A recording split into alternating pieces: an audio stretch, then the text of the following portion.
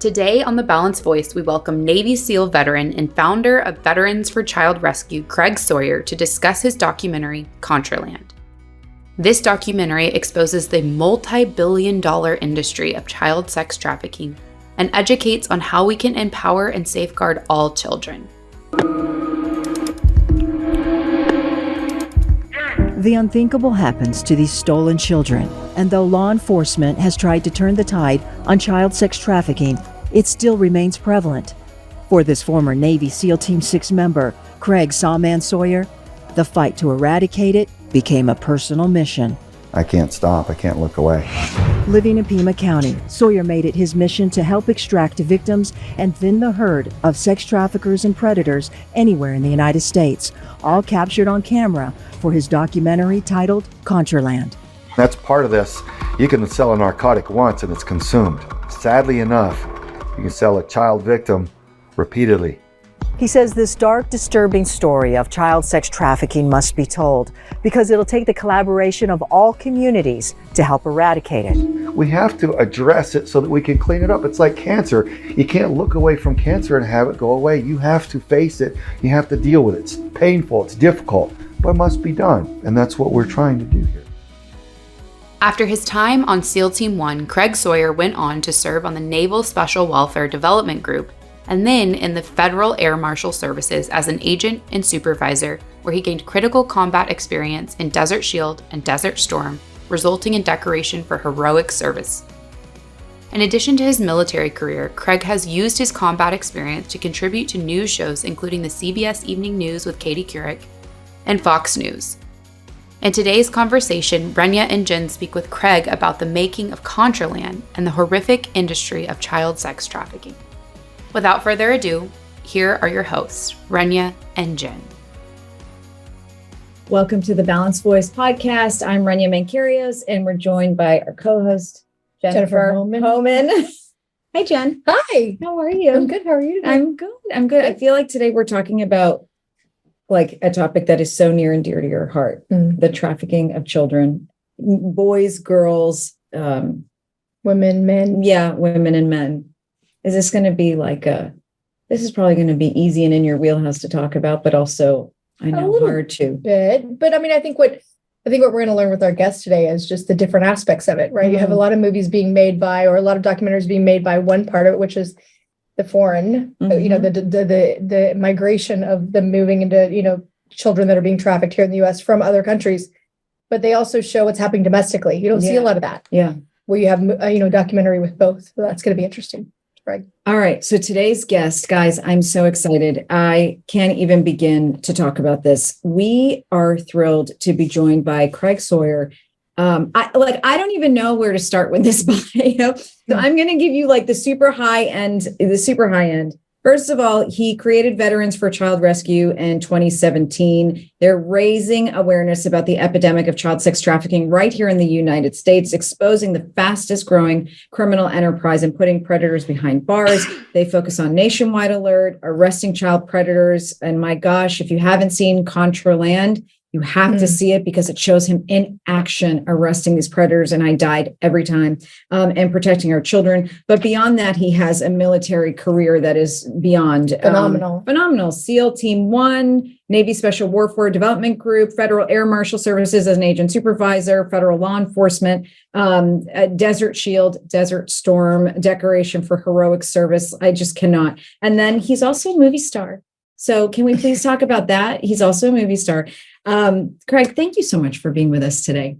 Oh, hey, it's a privilege to come on with good people and talk about safeguarding the little ones because they're so worthy, Mm-hmm. And the movie star thing, I'm no movie star. I've just been on television, mostly firearms related television shows. I've had a couple acting roles with some really cool people and I'm grateful for it. And it's a stepping stone in my life. I was really grateful to be able to enjoy and meet so many good people. And a lot of people see Hollywood as a dark and abusive industry, which it is, but it also has a percentage of quality people that don't like that side of it. And the better people are the ones that I got to work with. So am I missing the fact that he's like Tom Cruise or something? He's Tom Cruise. Really? Yes. Like live and in person. Yes. So exciting. we're giddy over here. But Craig, your work is really phenomenal. And when you look at all you've accomplished, the fact that you've now hovered and spent so much space focusing on the protection of children, one, shows you how huge of an impact this area is. Exploitation, the sale, you called, the commodity, the sale of these children, what an impact that's had on you. But then also the fact that it almost like what was shocking to me is it required people of your caliber and the teams that you've developed to get involved, because you've taken people to the border, but you've also taken people to neighborhood homes to talk about how sex trafficking is everywhere. How did you end up focusing on this area? Man, I just followed my nose. I set out to make a good faith documentary that showed the truth, whatever that may be. And as a federal criminal investigator, we were taught to examine all of the evidence from all directions, all sides, and add it together and weigh it out against the merits of the factual evidence and come up with a totality of circumstances to understand the best truth that you can come up with all the available witnesses and evidence and so forth. And that's what I wanted to do with Contraland. I didn't know where it was going to lead. If you're honest, if you're open to whatever the truth is going to be, when you start your journey, you're going to have a different understanding of it at the end, because you're going to learn so much along the way, and you're going to recalibrate a little bit as you learn each bit, each fact, and each piece of evidence. And so that's what we did with Contraland. And I just wanted it to be organic and genuine and beyond refute factually. And so we just explored it. And I learned that, with my federal criminal investigator background, I was able to run joint operations with law enforcement. So we ran some sting operations primarily to show how readily the predators would come running if there was a child available for them to harm.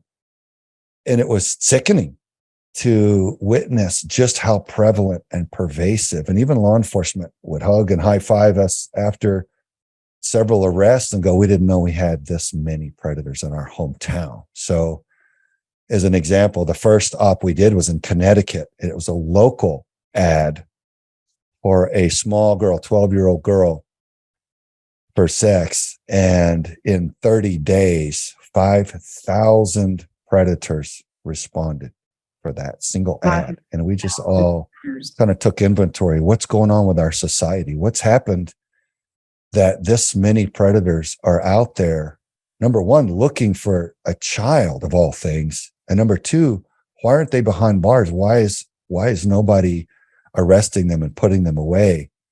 And we've lost control. And so that's kind of one of the things that Contraland reveals. And it was just an organic following of the opportunities that kind of fell on our table as we began exploring this and trying to show everybody, with the witnesses and the survivors and the law enforcement and the experts, what is child trafficking in the United States? What does it look like? Where did it come from? And what can we all do about it? If we care about the little ones, we care about the children. We want a safer existence for them instead of this life of destruction and death and trauma. Then we want to learn about what it is going on and how can we each do a little something to turn the tide.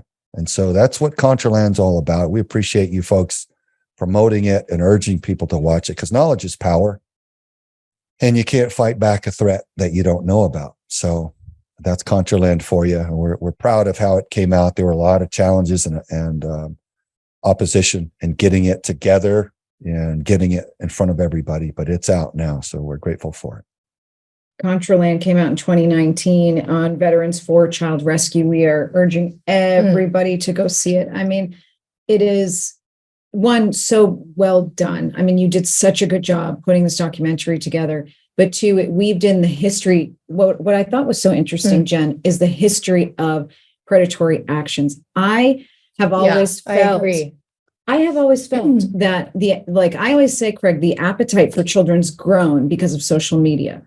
But I do believe that. But what was interesting about the documentary is it went back to Dr. Kinsey. Honestly, I didn't even know who that was. I didn't either. And I've been in the space for a while. So it was interesting to see how just sex education has in some way led to this over sexualization of children, of everyone, really. Right. And so it was interesting to see that, but then it was also interesting to see how, do you feel, Craig, that it was kind of you focus on the United States, right? One that we have it happening to our own people, right? Domestic. These are our own, natural born U.S. citizens, but then they're also coming over from the border, being, exploited here in this country as well. So you did but do you think that it was with the Western world that this sex education historical has now led to the world's exploitation? Do you think it started here? It didn't start here, but what we're seeing is we spend more money on it here. Yeah. So whether it's online or ordering children to be brought here by our wealthy and elite, who have apparently gotten bored with every manner of debauchery that came before that, they've gotten all the way down to harming the children to somehow satisfy themselves. And it shows you just how dark and ugly mankind can go if allowed to follow their instincts. If nobody's standing around them saying, "Sir, ma'am, you're going crazy. You're off into some bad, ugly juju here." It seems like nobody loves them around these people to tell them, "Hey, you're getting off at some very dark and ugly and harmful stuff." And even people did you find it shocking, Craig, that you found people that come from your own background, that have military careers, that have been in law enforcement? Yeah. Did you think you were going to find that when you went into this? You're talking about this. No, I didn't. Yeah. I know that there are predators in every aspect of our society. Look, if you take any entity, any group, any corporation, any agency, any school, anything, it's a cross section of our society that occupy these entities, these agencies, if you will. And so you're going to have all kinds. You're going to have good people, and you're going to have bad people, and you're going to have predators, and you're going to have heroes, and all of them. And I think it's a good point to remind everybody to judge on the individual behavior, not the name of the title of the school or the agency or the service branch or anything else. But the individual's behavior. Actions speak louder than words. And so many times now our society is being beaten and bullied into the words, and it's really just a trick. What we have to stay focused on, what does this person actually do with their life? What's their history? Are they helping mankind, or are they hurting mankind? Leave the words. It would actually be better off if we could turn the volume off and just watch someone. If we want to know the truth, what are they doing for others or against others? That's the more accurate indication of whether or not somebody's good or bad. And so it was a surprise to see people come from all these different backgrounds. We caught an IRS agent. Yeah. And they came for a daughter and her mom. I know. The 12-year-old turning 13 brought her a birthday cake. It was sickening. Lingerie. But they're everywhere. And predators want access to children, so they will strive to become scout leaders, Sunday school teachers, coaches, Olympic coaches. They want access. So we have to be very, very, very careful for the little ones that we screen and oversee and verify. Never leave children alone with these people anymore. I'm a big proponent on nanny cams and oversight to keep people honest. Trust but verify, right? I mean, we have to do that. Now we see that the little ones are being harmed, and we have to provide that overwatch for safety. Your documentary, Contraland, was, again, so well done. And as Jennifer is alluding to, you took us through the history of, or wonderful history or review of, where now I'm calling it the appetite for children seemed to come from, and how Hugh Hefner adapted this Dr. Kinsey's theory, and then eventually you had the birth of pornography, and then social media. And again, the depravity of it all kept pushing the bounds, and scientific research that children are sexual beings and they probably enjoy this interaction with adults. I mean, it was so just horrific. And then you layered that on with actual busts where you see the grandfather. Yeah.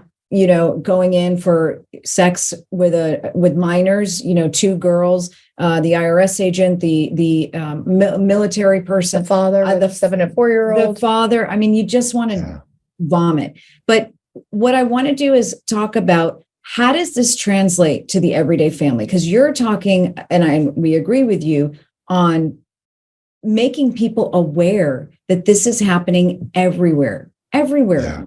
But at the same time, the average person sitting at their dinner table is not looking at their kids thinking there's any chance that they'd be victims of trafficking or sexual exploitation. So how do you translate this or reach the average person who's raising an 11, 12-year-old girl today or boy in America? Yeah. The first thing I would encourage them to do, if you've got children or grandchildren, go to our website, v4cr.org.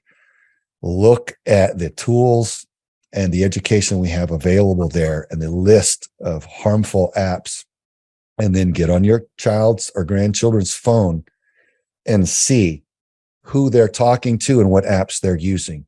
You may be shocked and horrified, because some of these apps have covert functions whereby they will allow a predator to covertly capture still images of the child.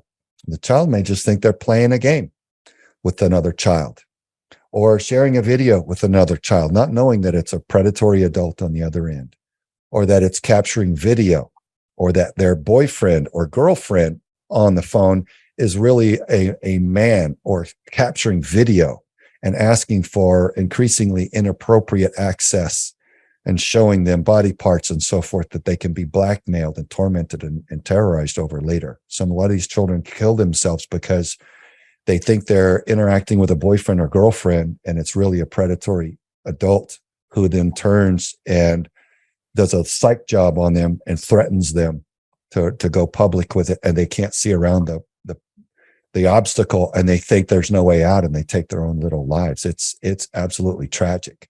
Some of these apps can geolocate your child, meaning it shows a blip on the map wherever your child is, with such accuracy that a predator can track your child from the bus stop all the way to the house, in school, on the playground, in the park, coming to take the garbage out, coming out to get the mail from mommy or daddy.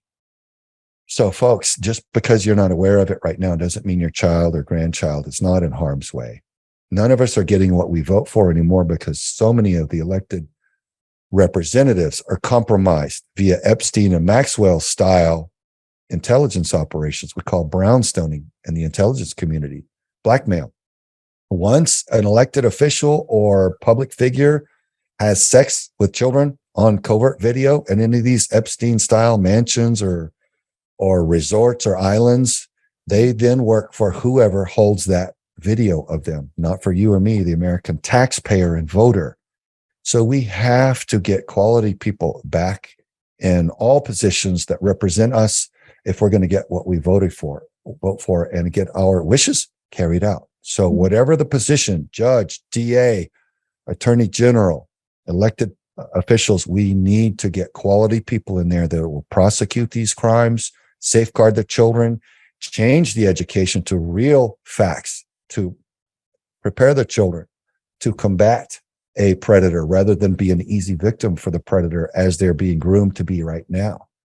So we need to have a righteous indignation and stand up for our little ones and not be bullied into silence, because that's what's happening. As you have individuals and families get involved in this and create awareness, I think there's also a role for the corporations, right? Mm-hmm. So since I've been in business, I've had 3 employees whose children have been exploited online. 2 were trafficked. 1 was just sexually exploited, right? Where they met up with someone and then were sexually exploited. And so I think that the corporations play a role, because we have employee relations programs, right? So then when, let's say a child gets exploited online, the family is then obviously very affected. Yeah. The father's missing work, the mother's missing work. They're all affected. And when we don't have employee relations programs that teach our employees how to deal with this or how to protect their children, it affects business too. Yeah. So, some corporations don't get involved. They get involved for humanitarian reasons, but it also affects the balance sheet, right? Because there's multiple reasons why corporations should get involved in support organizations like yours, Craig, is because it's our employees being affected. And so I'm only one person, I have 3 employees that have been affected, and just recently 2 weeks ago. So, that I know of, because I think either a lot of people don't talk about it, or they won't talk about That's right. it, and kids are suffering in silence, or kids have committed suicide and people don't know the cause or why they ended up committing suicide. That's I right. think the number on your documentary said 71% of kids who've been trafficked will ultimately end up committing suicide. And that's a staggering Wow, number. I didn't know that. Yeah, I've never heard that. Yeah, so many of them take their own lives because all they know is abuse, and they just don't want it anymore.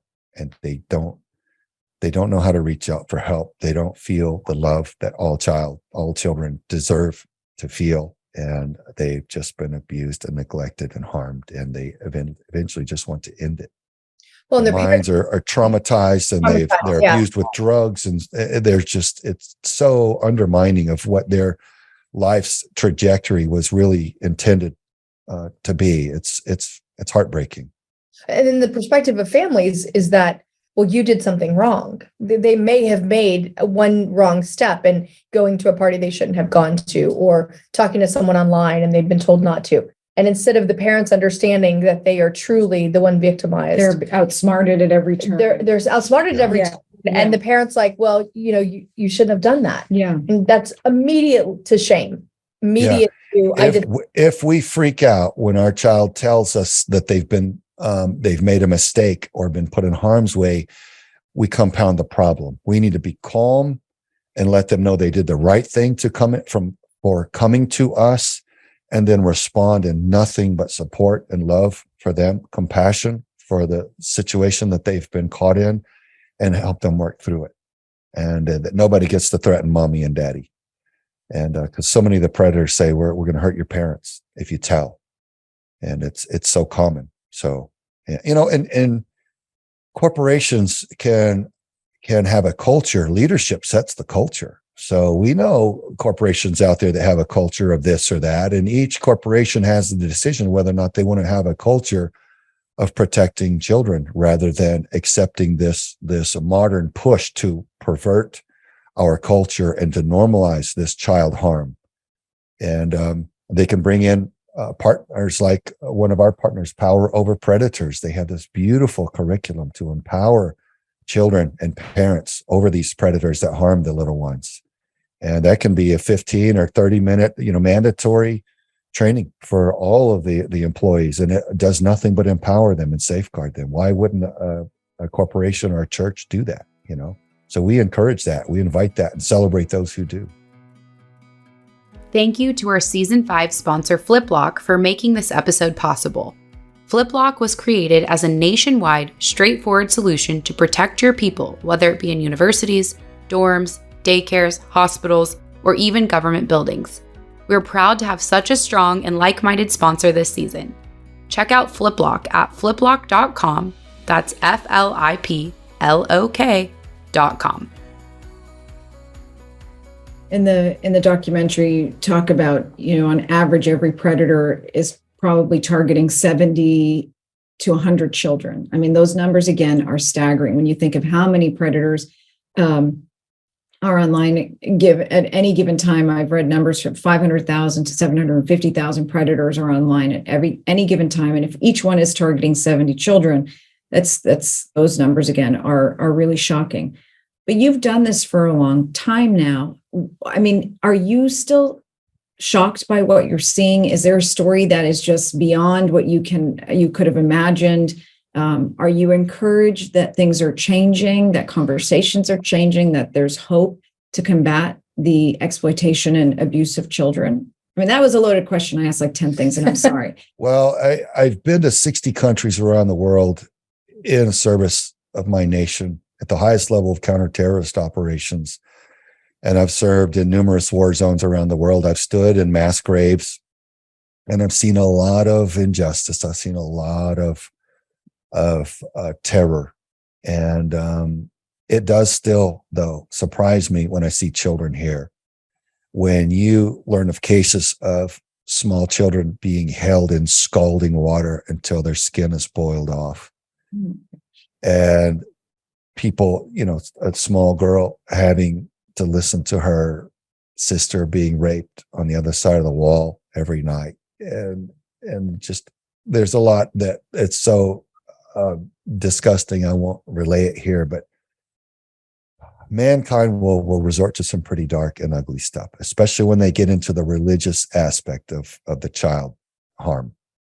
And that's where it gets really creepy and weird. It's not just about sexual perversion, but we're talking about people that go all the way back to biblical gods, small g, Baal and Moloch, that dictate that they put children through the fire. In other words, burn children alive and torture them to death, and rituals. And that's the worst, that's the darkest and the creepiest aspect of it. But you've got the financial thing. So 38 to 50 billion, they said before the wall was abandoned, before our southern border was abandoned, it was at 38 to 50 billion. So they're estimated it may be as high as a 90 to 100 billion dollar a year criminal enterprise inside the United States, selling children for every manner of harm, whether it be organ harvesting or rape or child labor, what have you. None of it good.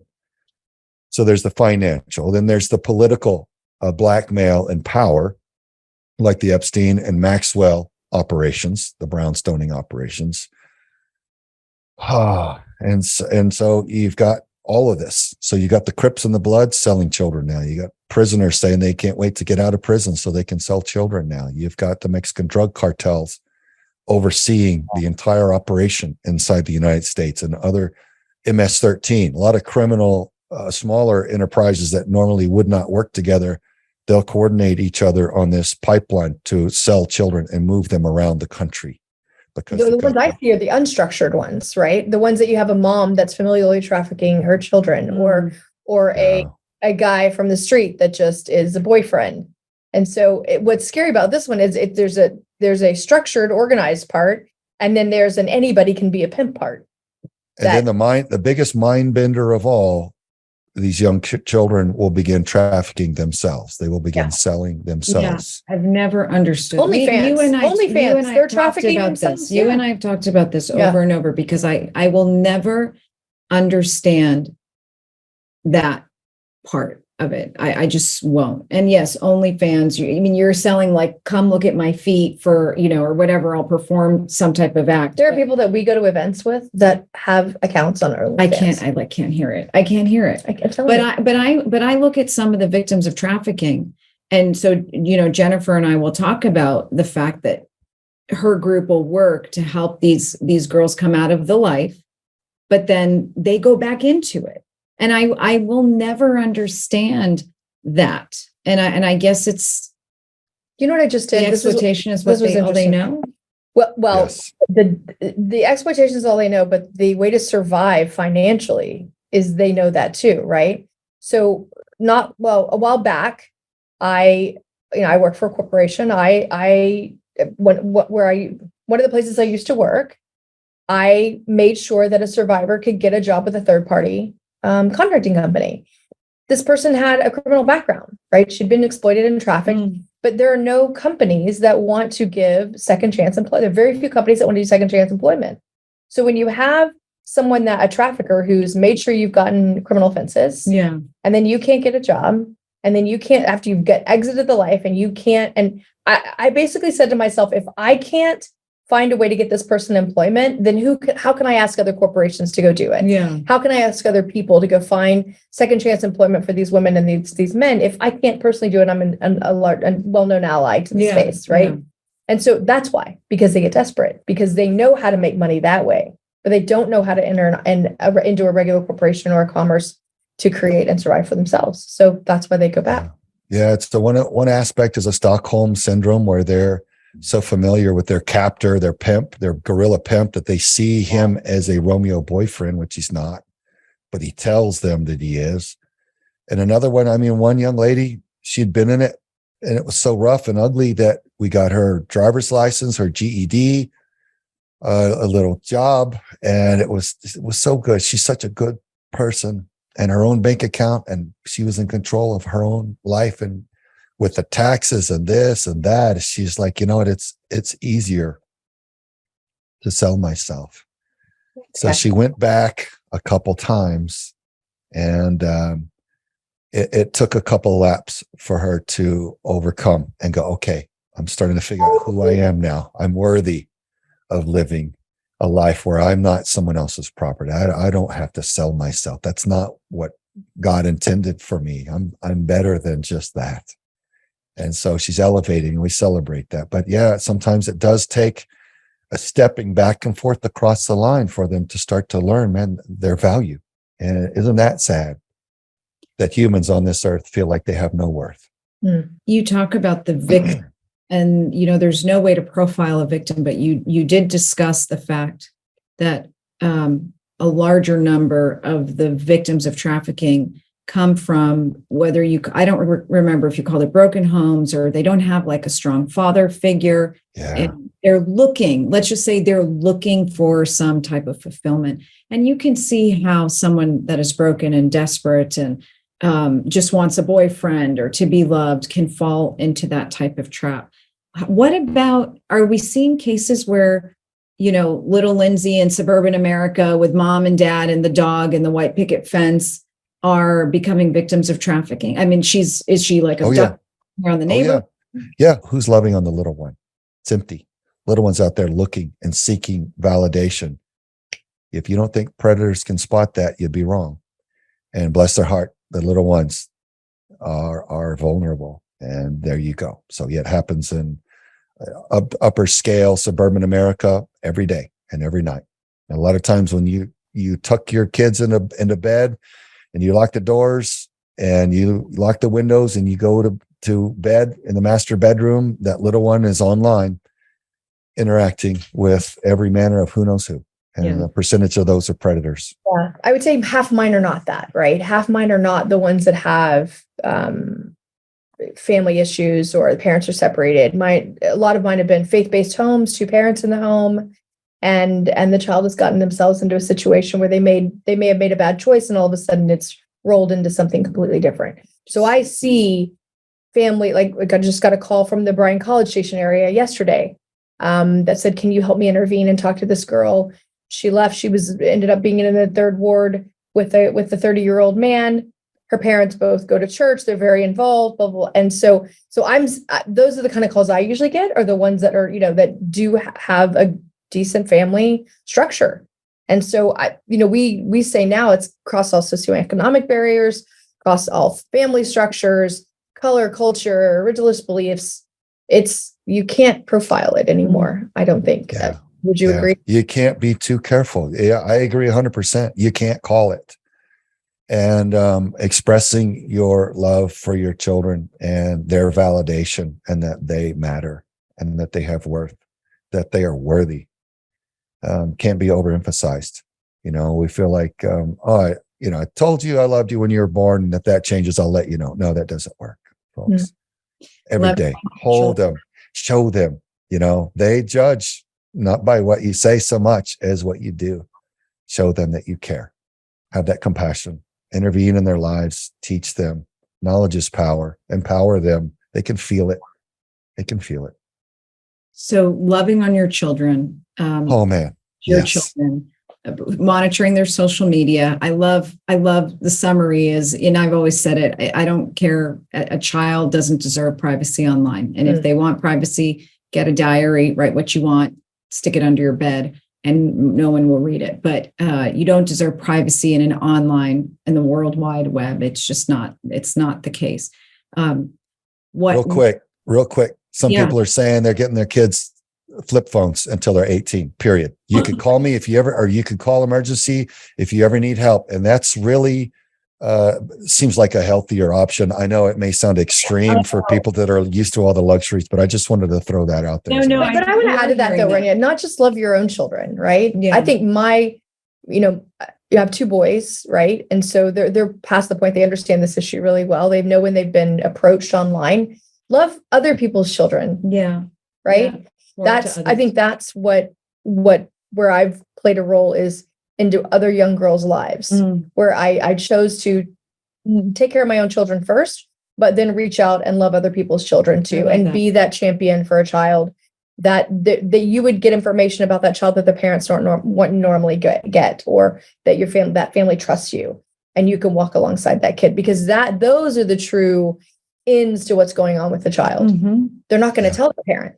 My mother-in-law was the mother to many who were not her own children. They would all come over because some of them had broken homes, and they knew that she was a safe haven, and she would help them and love on them and safeguard them. She was just damn cool, probably. That's what I said. I know. I'm just damn Yeah, cool. be cool. That should be in the Bible. Hey, just be cool. I mean, if a lot of people would just start there, they'd be better off. Be cool. Be cool. It's like bet, as long as you're bet or something like that. There's other terms now that dope. I hear. I mean, No, I know. dope. Look, my wife says, where did this whole mind your own business come from? No. She sees that as so harmful because so many people saw her situation when she was in harm's way, and they didn't feel like they were empowered or not inclined to say anything and intervene. She's like, Craig, if people weren't conditioned to mind their business, somebody would have helped us. And so she has the real problem with this mind your business. Where did it come from? Yeah. And maybe we are our brother's keeper. Maybe we all have the responsibility to look after the little ones that can't look after Sisters keeper too, themselves. Craig. Sisters keepers Brothers too. and sisters Yes, keepers. ma'am. Yeah. I mean, I keep drug tests in my house. I think I've told you this before, right? I used to drug test my kids on a regular basis. And so I'm not ashamed to pop it on somebody else's kid. Yeah, but don't the parents? I would probably text. Yeah, Like, like, hey, can I drug can I judge your kid? Like, you're not. Or you want these tests? No, you don't want to go to the homeless house. But I'm pretty clear with kids. I told you this, right? Yeah. In my house, no drugs, no out of love, right? Love. And I think that once you just at least talk through it, or at least broach the subject, they're willing to come and talk to you about more what's going on with their friends. It's really what they'll tell about their friends, where you can get. You know what I liked about what you did, Craig, though, is Aspen. That was a true badass moment. Okay, go ahead, bleep. But that was the most badass moment. That little girl, that young woman, felt so damn empowered that she could kick the ass of a predator and avenge herself. Was phenomenal. I have so many young women that want to do that literally want to go into this work because of their experience. How did that work for you? I am so grateful for that opportunity to give that experience to my daughter, and further for so many people to witness it and take empowerment from it vicariously by seeing another young lady step up with her daddy and fight back. And man, as you'll see in the film, I didn't want to do it. I didn't want my little precious princess around any predators ever again. But ultimately, I chose to give in and allow her that opportunity. And boy, she served so well. And I'm just so grateful that we were able to do it. And folks, when you see the documentary film Contraland, you'll understand. Yeah. And we all deserve to stand up and fight back for ourselves and for the little ones, because we can't allow predators to prevail like this unchallenged. We can't. But you have the natural instinct. I mean, through your experience and what you've served in the military. I mean, the SEAL team. Like, how do you? I used to say, the only thing I have for a pimp is a bullet. And then I realized that there became some level of empathy with me, because I realized that those predators were also somewhat exploited too. There's usually sometimes something in the background. Can I say something that's very odd? And I'm glad I'm not sitting physically with you, because I'm afraid to say it in your presence.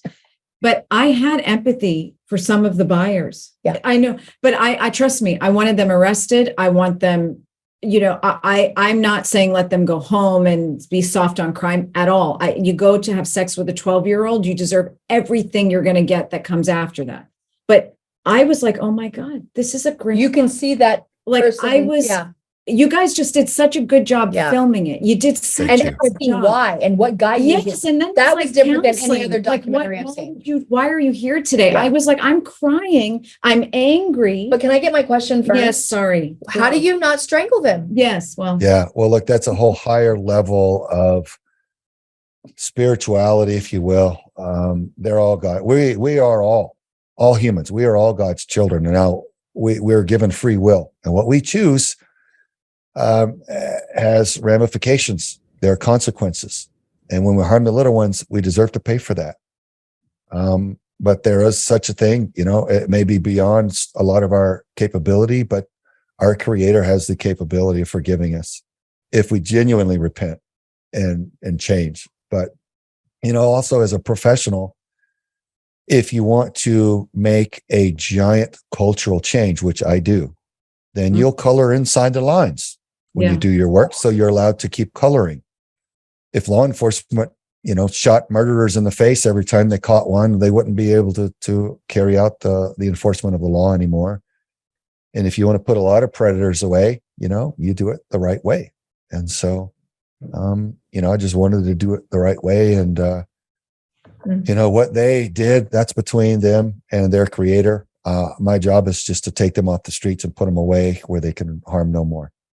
Do y'all have a program? I can't remember if it was in the documentary, but we have a program here in Houston that helps those predators understand the addiction to pornography and what got them to where they are. And then it's not like John School. It's a lot different than what your typical John Schools are. Do y'all appoint them in those types of services as well?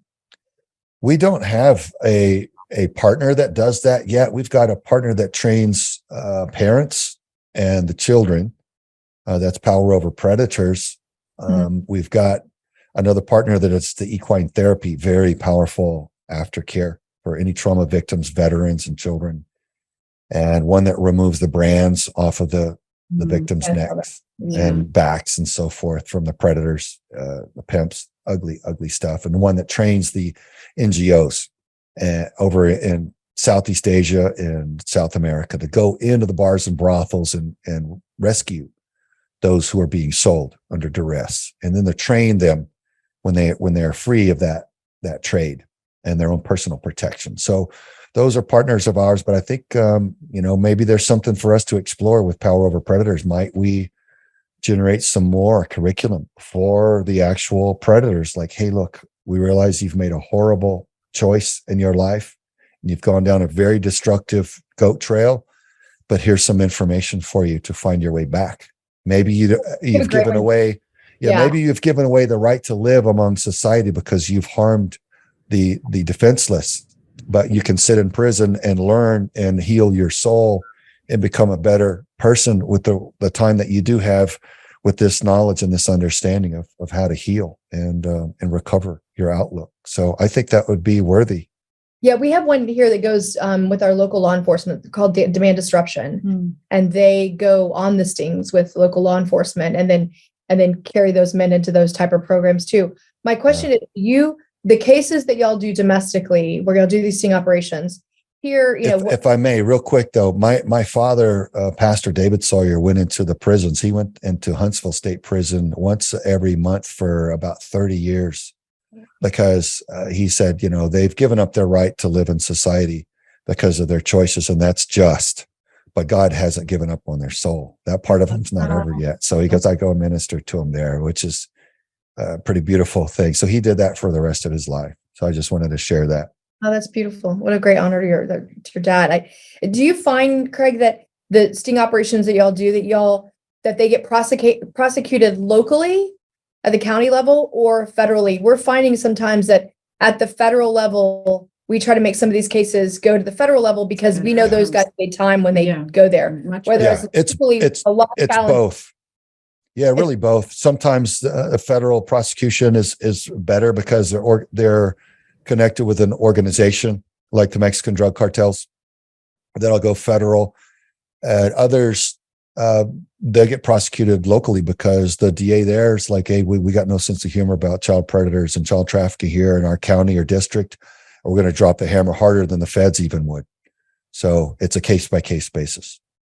And here's to those that prosecute in good faith, because now, ladies, aren't you learning? There are a percentage of DAs, judges, and attorneys general who will not prosecute entire categories of crimes, including child rape and child trafficking. Sadly. Boy, do we know that topic. We could do like a whole season just on that. We're a pretty tough on crime organization and have taken a few hits for being tough on crime, but we are not going to change our position, obviously. And for our judges not being tough on crime. Well, and bless you for it. So to the Texas reps and the Texas State Capitol several weeks ago, I told them, I said, if I had my way, we're gonna create report cards on how any of our elected officials are doing against child trafficking. And in the school systems, how are you doing? On the prosecutions, how are you doing?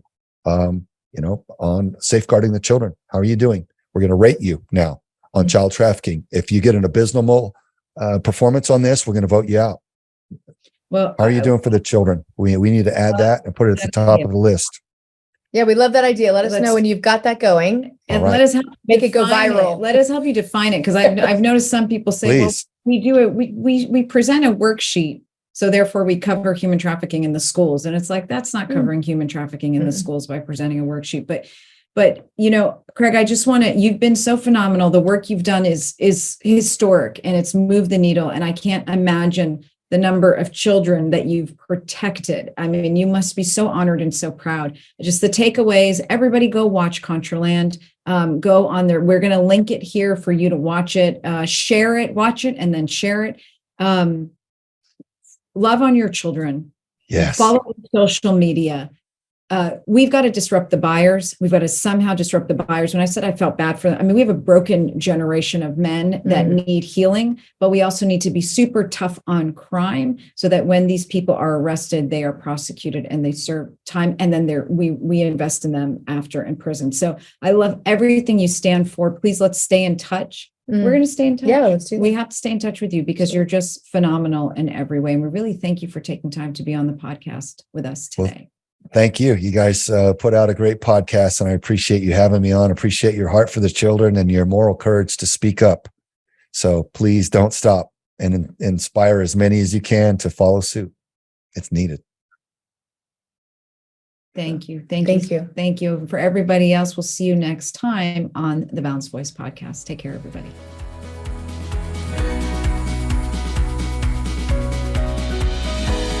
Thanks for tuning in to today's Balanced Conversation. You can find real solutions and tangible resources in our show notes at thebalancedvoicepodcast.com. To join the conversation, follow us on Instagram at The Balanced Voice Podcast and on Twitter at @BalancedVoice_. Stay up to date on Rania's work by following her at The Rania Report, and we can't wait to see you next week for another Balanced Conversation.